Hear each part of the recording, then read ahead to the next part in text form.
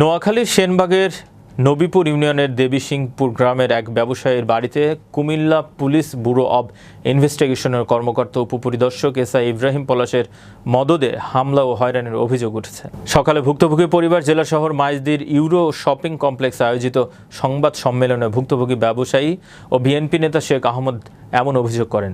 তিনি অভিযোগ করে বলেন, গত 14 এপ্রিল সোমবার আমার বাড়ি থেকে আম চুরি করে সালাউদ্দিন ও এসআই পলাশের ভাতিজারা সহ অনেকে।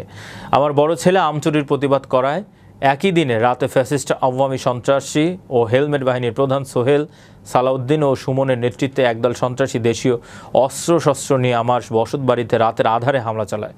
এসব অপকর্মের মদত যোগাচ্ছে কুমিল্লা জেলায় কর্মরত পিবিআইয়ের উপপরিদর্শক এসআই ইব্রাহিম পলাশ। তিনি ফ্যাসিস্ট আওয়ামী সন্ত্রাসীদের দোসর সালাউদ্দিনের বড় ভাই। আওয়ামী শাসন আমলে বিভিন্ন অপকর্ম করে পুলিশের নাম ভাঙিয়ে পলাশ কোটি কোটি টাকার মালিক বনে যান।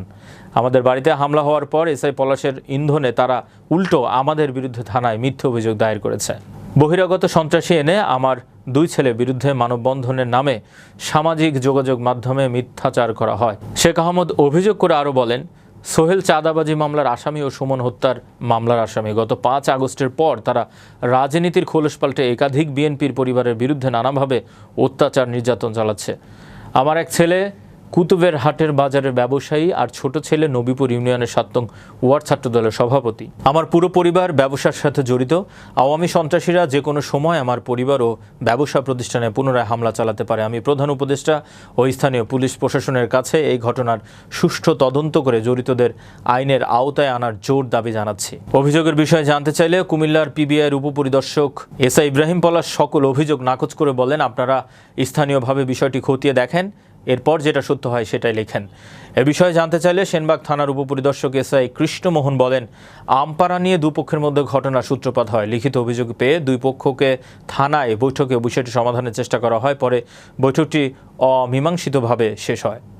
এখন পরবর্তী আইনগত পদক্ষেপ নেওয়া হবে। অনুমানিক 11:30 10টা হবে। এমনটা সময় অতর্কিতভাবে সালাউদ্দিন সহ সন্ত্রাসী সোহেল সহ এবং সুমন সহ অনেক আমাদেরকে বাড়িতে এসে আমার একা বাড়ি আমাদেরকে গাল বন্ধ করতেছে, দেশি অস্ত্র সহ আমাদেরকে মারি ফেলবে এবং বদমাশ করবে। এমত অবস্থায় আমরা অসহায় অবস্থায় আছি। প্রশাসনের দৃষ্টি আকর্ষণ করতেছি, নোয়াখালী এসপি সাহেব, সেনবাগ থানা এবং মাননীয় প্রধান উপদেষ্টা মাধ্যমে আমি আপনাদের সবার কাছে বিচার চাই।